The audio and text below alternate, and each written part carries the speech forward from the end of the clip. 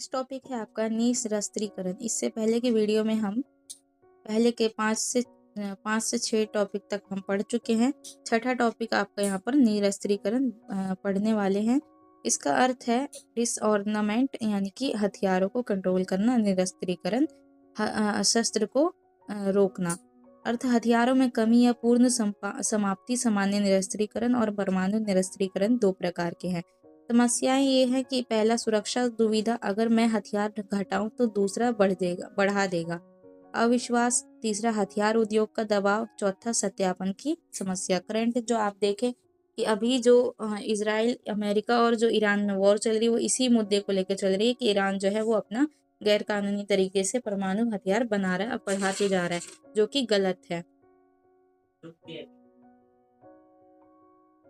प्रमुख संधियां यहाँ पर एनपीटी 1968 में हुआ था, सीटीबीटी 1996 में, साल्ट जो है और स्टार्ट जो है, ये संधियों के नाम है। यहाँ पर भारत ने एनपीटी सीटीबीटी पर हस्ताक्षर नहीं किए क्योंकि ये भेदभावपूर्ण था, इसलिए उन्होंने नहीं किया। क्या है कि अगर कोई देश परमाणु हथियार संधि पर अब मतलब हथियार नहीं बनाएगा, इस संधि पर हस्ताक्षर कर देता है, तो एक तरह से वो उस पर निर्भर हो जाता है, एक तरह से वो हो जाता है, बेबस सा हो जाता है। क्योंकि अगर ऐसा कर दिया तो फ्यूचर में अगर कोई मुसीबत आती है तो वो देश अपनी रक्षा नहीं कर सकता, अपनी सेफ्टी पर्पस के लिए कुछ नहीं कर सकता। तो भारत ने इसलिए साइन नहीं किया था। भारत का रुख समयबद्ध, सार्वभौमिक, गैर भेदभावपूर्ण परमाणु निरस्त्रीकरण चाहिए। पहले नो फॉर फर्स्ट यूज की नीति अपनाई। नेक्स्ट टॉपिक है विदेश नीति। इसका अर्थ दूसरे देशों के साथ संबंधों को संभालने के लिए अपनाए गए सिद्धांत और कार्य, जिसे हम विदेश नीति कहते हैं। इसके निर्धारक तत्व में आपको बहुत सारे टॉपिक मिलेंगे, जैसे कि भूगोल हो गया, आपका आधारभूत तत्व हो गए, जिसमें आप हिमालय फ्रंटियर को देखेंगे, पाकिस्तान और भारत की सीमा के विवाद को लेकर देखेंगे। ये सारे इसके निर्धारक तत्व हैं। वैसे मेन जो इसके तत्व है वो दो तरह के हैं, जो आंतरिक और बाहरी हैं। आंतरिक में भूगोल, इतिहास, जनसंख्या, आर्थिक विकास, सैन्य शक्ति, राजनीतिक व्यवस्था, नेतृत्व, जनमत है। बाहरी में विश्व शक्ति संरचना, अंतर्राष्ट्रीय संगठन, दूसरे देशों की नीतियां, विश्व जनमत है। भारत की विदेश नीति के सिद्धांत पंचशील समझौता, गुटनिरपेक्षता, उपनिवेशवाद का विरोध, रंगभेद का विरोध, यूएन का समर्थन है। नेक्स्ट टॉपिक है गुटनिरपेक्षता, जिसे नाम के नाम से भी हम जानते हैं, NAM शॉर्ट फॉर्म में इसको कहा गया है। गुटनिरपेक्षता का मतलब ये एक ऐसा ग्रुप जो दो ध्रुवीय ग्रुप में शामिल नहीं हुआ, वो तीसरी दुनिया का देश कहलाया। और ऐसा देश जो शीत युद्ध का समर्थन ना करता हो, उसमें शामिल ना हो। पृष्ठभूमि ये, यानी इसका इंट्रोडक्शन ये है कि शीत युद्ध में दुनिया दो गुटों में बटी थी, अमेरिका और सोवियत संघ। सोवियत संघ को USSR कहा गया, और नए आजाद देश किसी गुट में नहीं फंसना चाहते थे, उन लोगों ने गुट निरपेक्षता में शामिल हुए।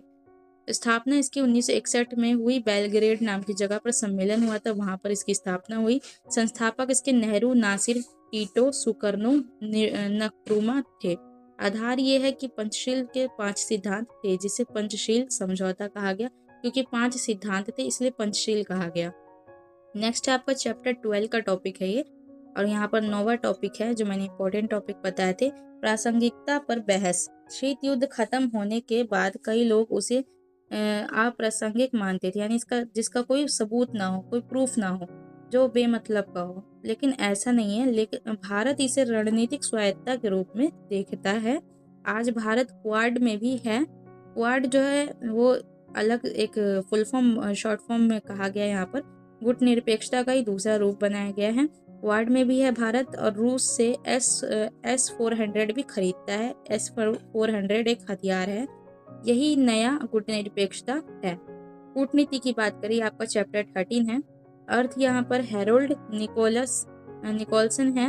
Management of international relation bye negotiation, बातचीत से काम निकालने की कला। कार्य ये है प्रतिनिधित्व, वार्ता, रिपोर्टिंग, राष्ट्रीय हितों की रक्षा करना। प्रकार इसके 2 से 3 हैं। यहाँ पर खुली कूटनीति सबके सामने होती है, गुप्त कूटनीति बंद कमरे में, और शिखर कूटनीति राष्ट्रीय अध्यक्षों की सीधी बात। चौथा है आर्थिक कूटनीति, और 5वां सांस्कृतिक कूटनीति। यहाँ पर 5 प्रकार की कूटनीति है। एक ऐसी नीति जो मतलब सीक्रेट तरीके से भी बनाई जाती है, खुलेआम भी बनाई जाती है, वो देश की रक्षा के लिए होती है, देश की विदेश नीति से संबंधित होती है। नया रूप ये है कि इसको डिजिटल डिप्लोमेसी कहा गया। ट्विटर, सोशल मीडिया का इस्तेमाल, ट्रैक सेकंड डिप्लोमेसी, गैर सरकारी लोगों की बातचीत के लिए कहा गया। इसके बाद है वैश्वीकरण का मुद्दा, तो ये आपका पीवाईक्यू में भी दिया हुआ है। इसका अर्थ है ग्लोबलाइजेशन, इंग्लिश में कहते हैं इसको। इसका अर्थ है दुनिया के देशों का आर्थिक, राजनीतिक, सांस्कृतिक एकीकरण, दूरी और समय का महत्व कम हो गया। ग्लोबलाइजेशन का अगर इंट्रोडक्शन दे तो विश्व का एक दूसरे देश से संबंध बनाना, व्यापार बढ़ाना, एक दूसरे की वस्तु खरीदना। वाहक तकनीकी क्रांति, बहुराष्ट्रीय कंपनियां, जिसे एमएनसी कहा जाता है, मल्टी नेशनल कंपनी। WTO यानी वर्ल्ड ट्रेड ऑर्गेनाइजेशन, इंटरनेट का ज़माना है तो इंटरनेट भी आता है इसमें। सकारात्मक अगर बात करें तो व्यापार बढ़ा, FDI आया और तकनीक का प्रसार हुआ, गरीबी घटी है, सूचना क्रांति हुई है। नकारात्मक की बात करें तो आर्थिक असमानता हुई है, स्थानीय उद्योग बंद हो गए, छोटे छोटे जो उद्योग हुआ करते थे, जो हाथ से हैंडलूम्स वर्क होते थे, वो खत्म हो गया। सांस्कृतिक हमला हुआ, पर्यावरण संरक्षण की बात हो रही है। कोरोना जैसी बीमारी तेजी से फैली। भारत पर प्रभाव ये हुआ कि 1991 के बाद LPG सुधार हुआ, IT सेक्टर को फायदा मिला, कृषि को नुकसान हुआ, खेती को नुकसान हुआ, क्योंकि हर चीज जब टेक्नोलॉजी बढ़ती है तो जो हमारी जो ऐतिहासिक विरासत होती है या फिर जो मेन जो नीड्स होती हैं, जो ज़रूरी चीज़ें होती है, जो पुरानी चीज़ें होती है, उसमें कहीं ना कहीं क्षेत्र पे नुकसान होता है और इंसान पर भी नुकसान पहुंचता है। तो जो खेती है उसको नुकसान पहुंच रहा है नए नए केमिकल्स की वजह से। नेक्स्ट टॉपिक है आपका, लास्ट ब्लॉक में दिया है, ब्लॉक नंबर 5 में दिया है आपको, और वैश्वीकरण का मुद्दा भी आपको ब्लॉक 5 में ही मिलेगा, बुक के ब्लॉक 5 में। तो यहाँ पर 12वें नंबर पे मैंने ये इंपॉर्टेंट टॉपिक में रखा है। अर्थ यहाँ पर ये है, राजनीतिक, धार्मिक या वैचारिक लक्ष्य के लिए राष्ट्रीय सीमाओं के पार हिंसा का इस्तेमाल करना। अंतर्राष्ट्रीय आतंकवाद का मतलब ये है कि वर्ल्ड जो है, पूरी जो दुनिया है वो अंतर्राष्ट्रीय आतंकवाद से परेशान है।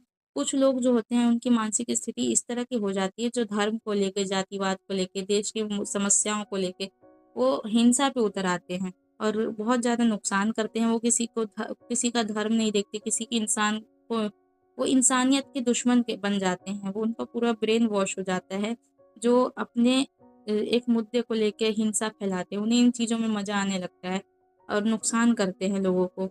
राजनीतिक, धार्मिक या वैचारिक लक्ष्य के लिए राष्ट्रीय सीमाओं के पार हिंसा का इस्तेमाल करते हैं, गैर राज्यकर्ताओं द्वारा किया जाता है ऐसा। नए लक्षण ये हैं कि धार्मिक कट्टरता, आत्मघाती हमले हो रहे हैं, साइबर आतंकवाद हो रहे हैं, लोन वुल्फ अटैक हुआ, सीमा पार फंडिंग हो रही है।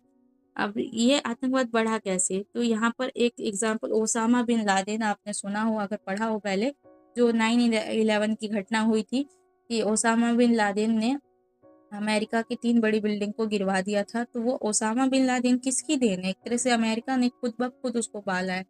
क्यों? क्योंकि आतंकवादी बनाने के लिए उसको भड़काया, एक तरह से उसको शरण दी। धीरे-धीरे फिर क्या हुआ, उसका खुद का ही एक कहते आस्तीन का साँप निकला वो, और ओसामा बिन लादेन ने उस पर अमेरिका को मुँहतोड़ जवाब दिया, हमला किया। तो वो क्या हुआ? वो एक आतंकवादी बन गया। इसी तरह ISI का मुद्दा उठता है कि पाकिस्तान में ISI संगठन है जो आतंकवाद को बढ़ावा दे रहे हैं। कश्मीर के मुद्दे को लेके, कश्मीर के बॉर्डर को लेके, आधे कश्मीर को लेके, कि हमारे पाकिस्तान का हिस्सा है, तो इंडिया में ये भी बात चलती है कि हमारे इंडिया का हिस्सा है। इस चीज़ को लेके हमेशा से आतंकवाद बढ़ता चला जा रहा है। एक दूसरे देश पे सीक्रेट नज़र रखने के लिए गुप्तचर बनाए गए, ऐसे एजेंट्स को बनाया गया। वो एजेंट्स ही एक तरह से धीरे-धीरे आतंकवादी बन जाते हैं। फिर यहाँ पर क्या है कि पुलवामा हमला की बात करें, भारत के नए लक्षण, जो धार्मिक कट्टरता, आत्मघाती हमले, साइबर आतंकवाद, भारत की समस्या से जुड़े हैं। सीमा पार आतंकवाद, पाकिस्तान द्वारा प्रायोजित 1993 में मुंबई में, 2001 में संसद में, 2008 में मुंबई में, 2019 में पुलवामा में। और ये सब क्या है? ये सब हमले हुए हैं, आतंकवादी हमले हुए हैं जो भारत पर हुए हैं। संसद में भी हमला हुआ जो आपका 2021 या 23 में हुआ था। तो ये बहुत मुश्किल है इसको जड़ से ख़त्म करना, और बहुत डेंजरस मुद्दा है ये, जो पूरे वर्ल्ड के लिए है आज। इसलिए इसको अंतर्राष्ट्रीय मुद्दा बनाया गया, अंतर्राष्ट्रीय आतंकवाद नाम दिया गया, और इसी को आपके ब्लॉक में इम्पोर्टेंट रखा गया। पढ़ना बहुत ज़्यादा ज़रूरी है, इस चीज़ को समझना बहुत ज़्यादा ज़रूरी है कि आप जिस समाज में रह रहे हैं, जिस राजनीति को आप पढ़ रहे हैं उसमें क्या-क्या आपको देखने को मिलता है। वैश्विक प्रयास ये है कि यूएन की 1373 रिज़ॉल्यूशन FATF वैश्विक आतंकवाद विरोधी रणनीति, लेकिन आतंकवाद की परिभाषा पर अभी तक सहमति नहीं हुई। एग्ज़ाम में लिखने की स्ट्रैटेजी अगर मैं कहूँ तो मैंने पहले भी बताया, 15 मार्क्स का अगर सवाल है तो पहले इंट्रोडक्शन दीजिए, परिचय दीजिए, कंटेंट रखिए, उसमें 2 एग्ज़ाम्पल्स भी इंक्लूड कीजिए, किसी थिंकर के 2 परिभाषा दीजिए और निष्कर्ष लास्ट में 2 या 4 लाइन की लिखिए। उदाहरण ज़रूरी है, नाम में नेहरू प्लस 1961 बेलग्रेड सम्मेलन, आतंकवाद में 9/11 की घटना और मुंबई के 26/11 की घटना, यूएन में वीटो का मुद्दा, ये सब मुद्दे ज़रूर रखना। अगर इससे रिलेटेड टॉपिक जो भी आते हैं, जो भी टॉपिक्स मैंने अभी आपको यहाँ पर पढ़ाए, वर्तमान से जोड़ो, किसी भी टॉपिक को वर्तमान से कनेक्ट करो, जो अभी करंट सिचुएशन में क्या चल रहा है उससे कनेक्ट करके अगर आप लिखते हैं तो आपका जो आंसर है वो कहीं भी गलत नहीं होगा। वैश्वीकरण में कोविड और शक्ति संतुलन में यूएस चाइना, कूटनीति में G20 की अध्यक्षता, ये सब मुद्दे आप ज़रूर से ज़रूर लिखना एग्ज़ाम में। सो ये वीडियो आपकी यहीं पे ख़त्म होती है। सारे टॉपिक्स मैंने आपको शॉर्ट नोट्स में समझाने की कोशिश की है यहाँ पर। आपका जो पॉलिटिकल बीपीएस 4 जो है वो यहाँ पर ख़त्म होता है और आपका एग्ज़ाम है तो best of luck for your exams.